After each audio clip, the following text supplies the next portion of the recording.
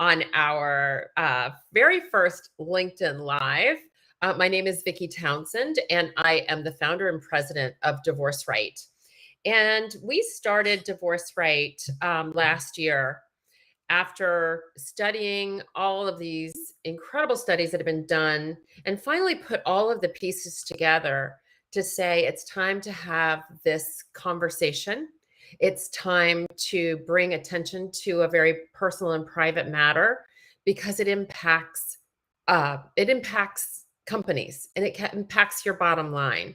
So I wanted to, let's see, how do since I've never done this before, I'm going to need to figure out how in the world I add somebody to our conversation, if I'm doing this correctly.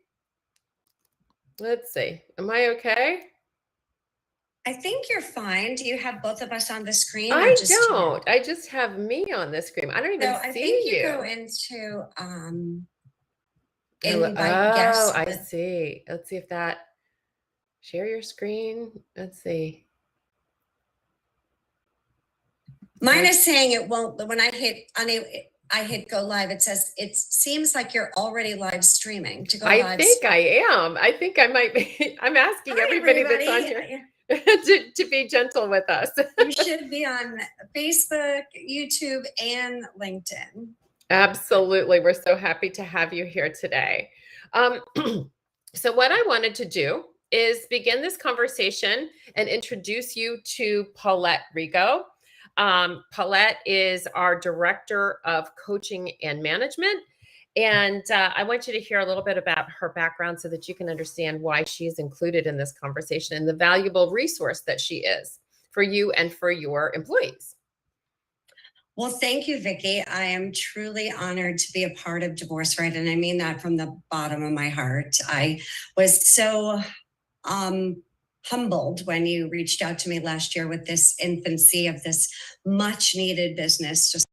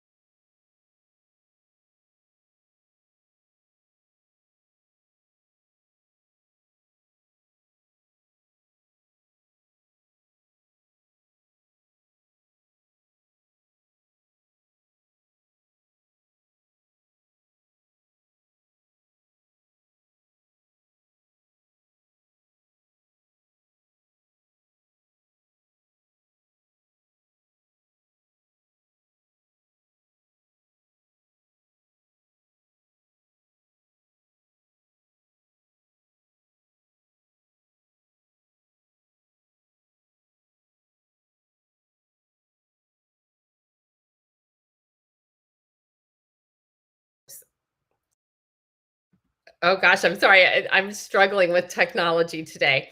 That's awesome. Thank you. And that's exactly why I brought Paulette into our company, because of her amazing skills that she has with your employees.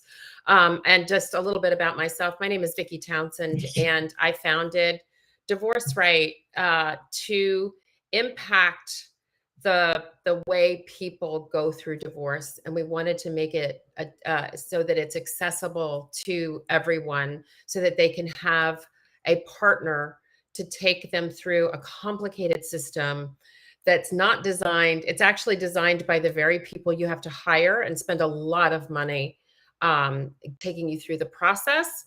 And we make mistakes. And since I've been through it now more than once, I have made more mistakes than I care to imagine.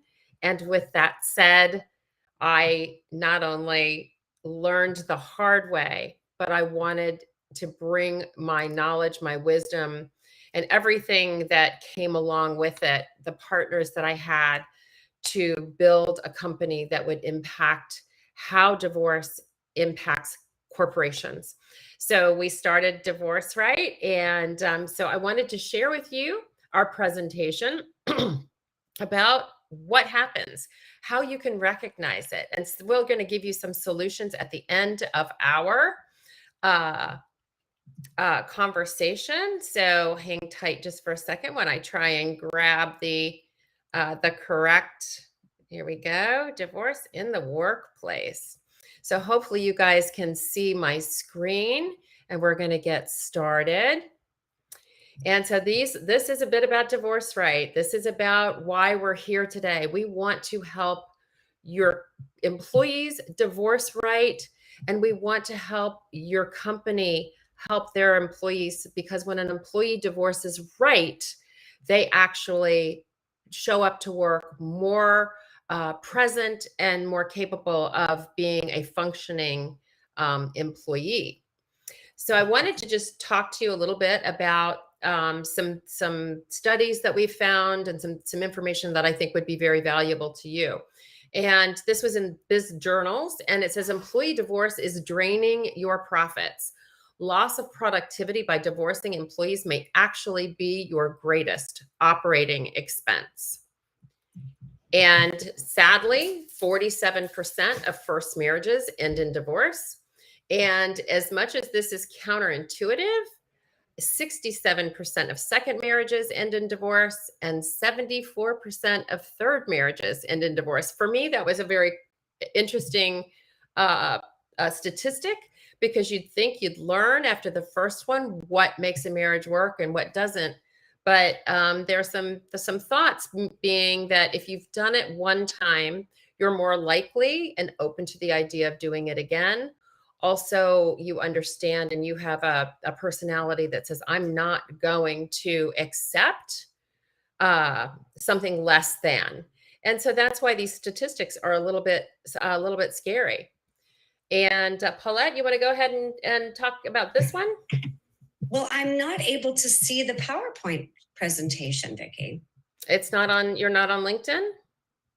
Yeah, I am on LinkedIn, but I'm not. Oh, on LinkedIn. No, I mean, I'm not seeing it on the Zoom screen. Because I'm on Restream. And I can't see the Restream. Then I will take everybody through it. Okay. So the statistics on this are, what did I just do?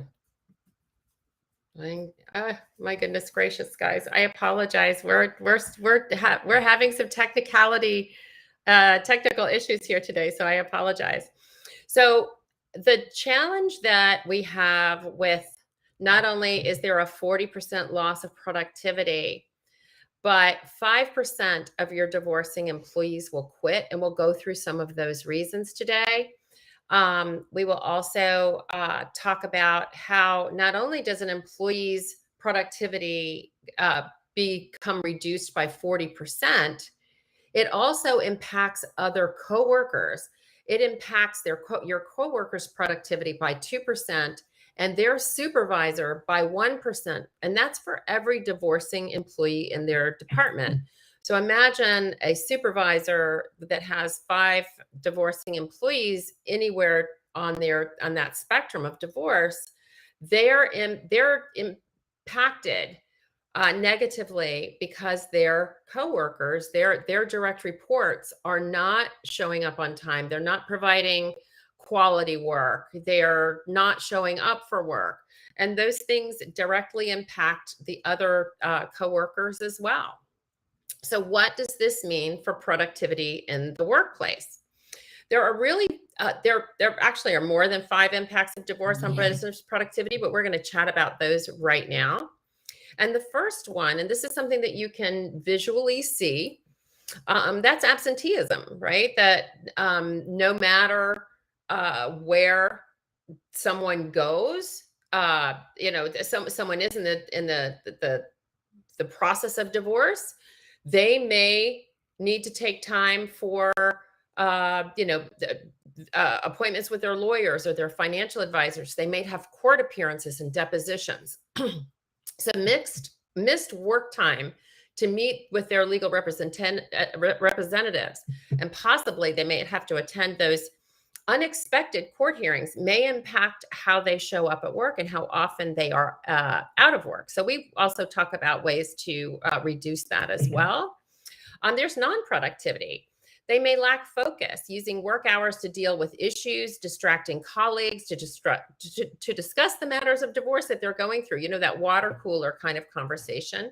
They may be leaving work early due to childcare issues. They may be showing up late for those same reasons. And that comes from the Harvard Business Review. The next one, and this is an interesting thing, is called presenteeism.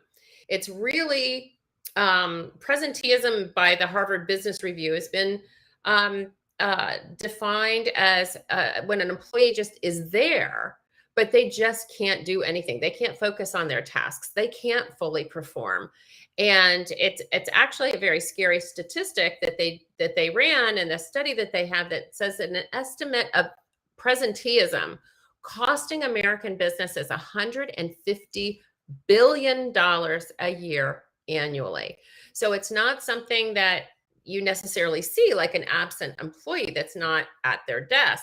This person is physically there.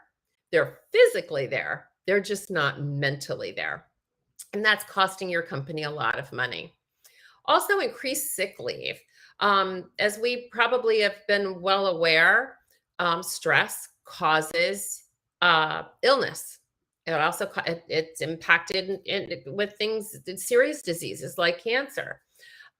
So stress symptoms of depression, including headaches, fatigue, insomnia, leading to increased levels of sick leave being requested. So it's one of those signs. If suddenly they're calling out because they're sick, this may be a sign that they're going through a divorce. And this is where we talked about earlier, the loss of supervisor productivity as a result of time spent dealing with the issues of performance and productivity for employees affected by divorce. And that's from the Nashville Business Journal. Increased mistakes, errors, stress, and depression reduces the ability to function, impairs judgment and overall job performance, leading to injuries, mistakes, and accidents. This is where, the fact that they just can't fully concentrate on their work because they've got so much that's happening in their lives, it's leading them to make errors, and it may be safety errors. If there's somebody that works in a department where having absolute perfection is required, that may be a challenge. And then the last thing, and this I think is the most important thing in the minds of HR executives right now, is that 5% of your divorcing employees quit. And of course, you've got to add to that the additional cost of hiring a new team member, which, I'm sure that the cost of hiring a team member. It can be very costly.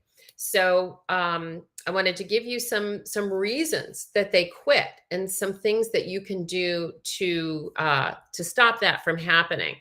One of the first things is that you can't control is that they want to change. But what you can control within that is perhaps they want to move to another department.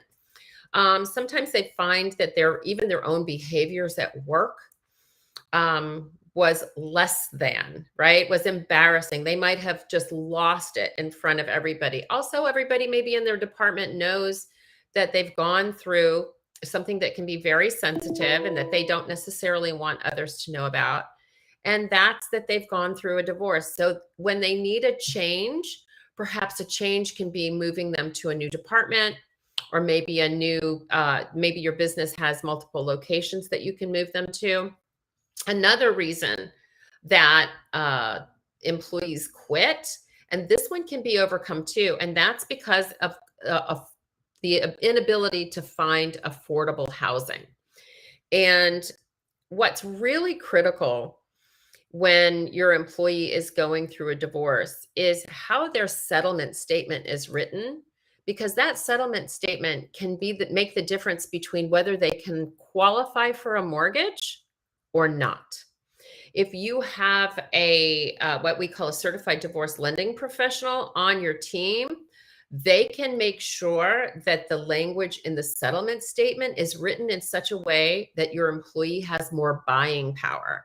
So you don't necessarily lose that employee due to the fact that they can't find affordable housing close to your office. So that is very impactful. Another reason why they leave is they need to be where they can get childcare. And sometimes that childcare, because it's expensive, sometimes they choose to go back home and live with mom and dad to help, or near mom and dad to help with the children. So a strategy behind that, if you can, is if you could bring childcare to your office, that would be very helpful. But if you can support your team members with daycare and childcare before and after work, that is another reason that you can keep your employees from resigning. So I think those are three very valuable tips that can help you reduce that 5% resignation, because I know that that we're having that as an issue across not only the United States, but across the world. So if we can reduce that by just those three things, you will see a greater reduction in your resignation. And employees struggling through a divorce are also tardy, and they miss work, resulting in poor performance and lower productivity than their colleagues. So how do you help them struggle? Often that tardiness comes from childcare. It also comes from their ex that may or may not be cooperating on getting their kids back on time. So those types of things, when you kind of are in control, more in that control of the child care, it certainly might help you in that area. So those are just a few of those tips. And the last thing that I think is really very interesting is that divorce is contagious. So divorce can spread between friends, siblings, and coworkers, and there are clusters of divorcees that extend 2 degrees of separation within their own network. And this comes from the book Freakonomics. They did a study on this, and it showed that, you know, when a divorcing employee is talking about their divorce at the water cooler, and suddenly they're talking about, hey, I went out to the bars last night. I didn't have my kids this weekend. I went on this trip. I went on that trip. Or somebody says, I got $150,000 as a part of my divorce settlement. And suddenly they start to examine their own marriage, their own relationships. And they may sit there and go, well, wait, I want that. And then we start the whole cycle again, which is that 40% loss of productivity again, and the absenteeism, and it impacting the supervisor's work and impacting the coworkers' productivity as well. So how do you stop it from spreading? You need to give them another outlet for who they can speak to about it instead of talking to their coworkers, because sometimes you just need to get this stuff off your chest. So that's why here at Divorce Right, we believe that our divorce coaches that work alongside your divorcing employees become their soundboard. We teach them and train them not to bring their divorce to work because of this very slide that you're looking at right now. There are ramifications just to water cooler talk. So we work with them to say, no bragging about weekends out with, the new dates that you had, or being on Bumble or Tinder or whatever else is out there. We want them to stop that conversation at the workplace so that we can stop the spread of divorce amongst your employees. And the last thing that we want to talk about is the price of divorce on your company. So there's actually a pretty easy way to do it. I know this looks a little this looks a little crazy, but it's actually very easy. You need three numbers. You need to know the number of your employees. You need to know the average salary of your company. And this is, we're not going to be, this is not exact, but it's going to get you very, very close to what divorce is costing your company. We're going to take that average salary. We're going to take that by your 5% of your current workforce. And then we're going to multiply that by 40% for the average employee loss. We've got to multiply the number of employees going through divorce by that 40%. And then we have to also calculate that 5% of those divorcing employees will quit. So how much does it cost you to bring on a new employee? And we actually have a cost calculator on our website, so you don't have to do any of this. It's at www.divorcerightinc.com, and you just click on the cost calculator, and it will send you an email with that number. And I think that it's going to be very enlightening for you. I think that you're going to be shocked and surprised. I would love to hear from you. And you can certainly reach out to me. I wanted to share with you my email address is Vicki, and I'm Vicki with a Y, at divorcerightinc.com. And you can also reach out to Paulette, and she's also Paulette at divorcerightinc.com. And we'd love to answer any questions that you have regarding divorce in your workplace and the solutions that we can provide for your employees. And if I can just give you a little bit of what we do, we have a two-pronged approach to divorce in the workplace. The first thing that we do is we bring a 12-hour training program to HR executives as well as company supervisors, anybody that has, their ears to the ground and can start to detect when a divorcing employee might be going through this, so that you can bring in support right away. And why is that important?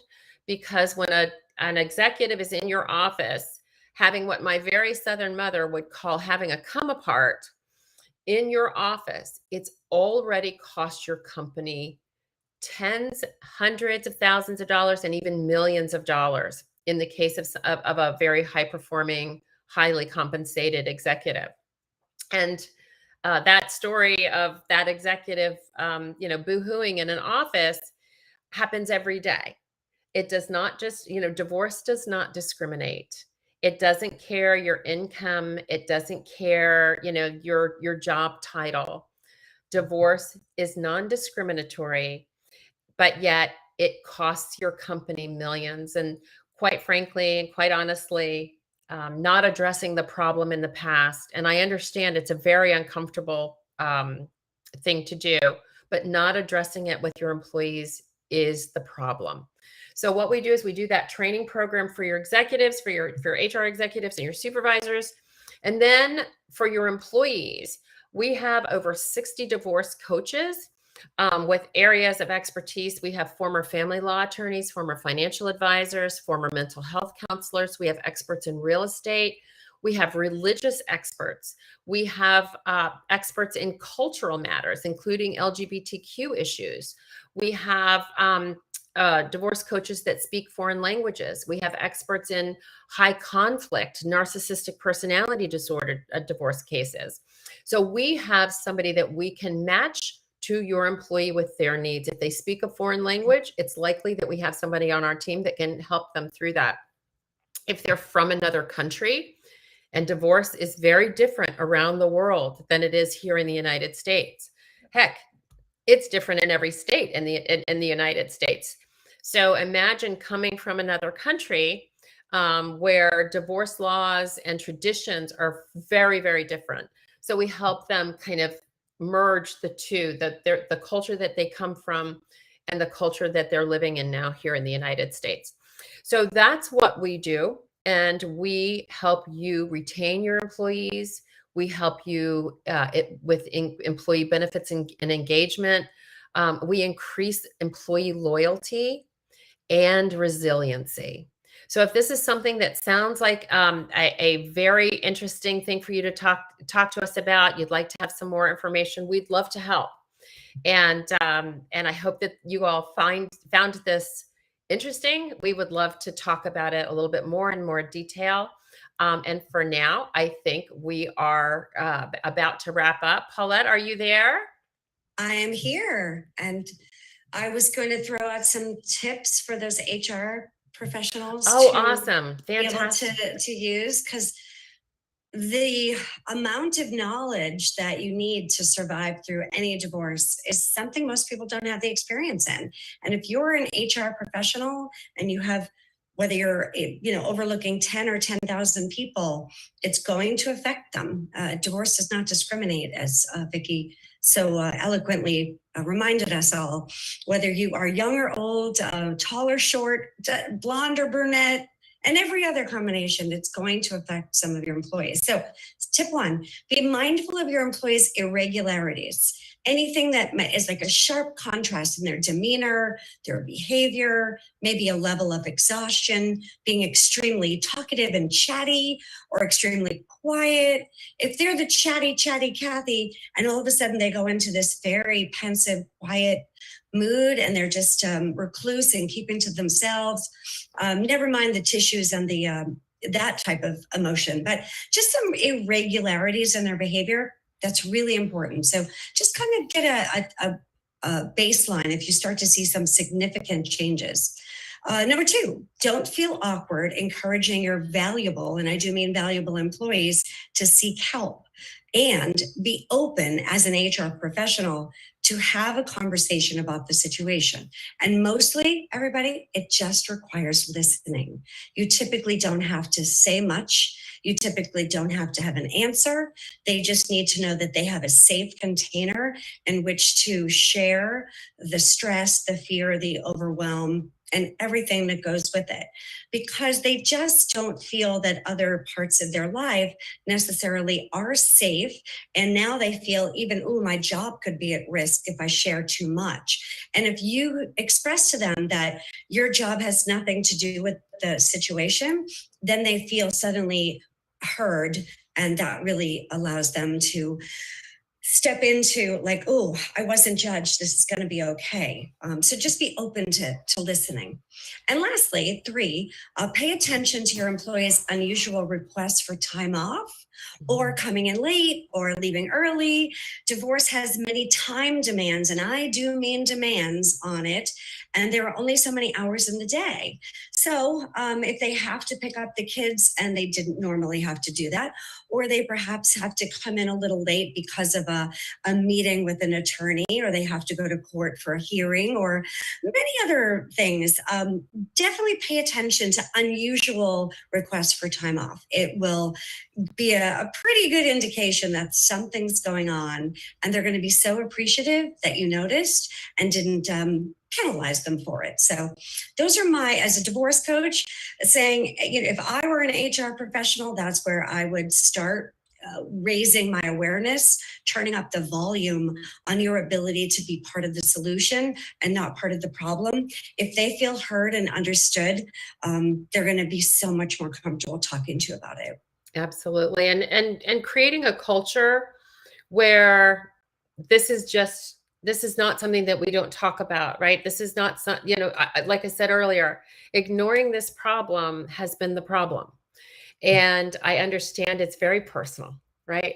I don't want to get into their business. But at the end of the day, when you get that report back about how much this is costing your company, and I'll give you an example. We're talking to a company now who is a very large Fortune 100 company. Divorce is costing their company almost $250 million a year, $250 million with a B.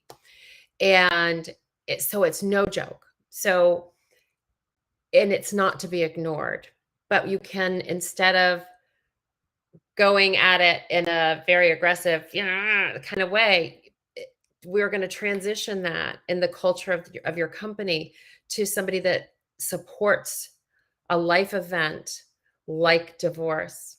We are also working with another company that, I mean, they have time off when you adopt a pet, but they have no divorce transition policy. So we want to help you all discover, ways that you can do that as well. So we are at 12 at the half hour mark, and that's what we promised you. And I want to be mindful of that. I do want to apologize. This was our first LinkedIn Live. We are going to be doing these every week at the same time. So if you would like to learn more, we're going to be talking about cultural issues, language issues, religious issues. We're going to be talking about LGBTQ. We're talking about, what people do with in a high conflict personality disorder divorce. And sometimes that high conflict personality disorder is your employee. So we're going to start to just give you and bring you tips and techniques each and every week around the divorce process. So thank you for your grace and being with us today. I hope this was helpful. Again, I hope that you'll reach out to me or to Paulette and let us answer any questions that you have. And we will see you all next week. Thank you so much for now. Stay safe, everyone. Bye for now.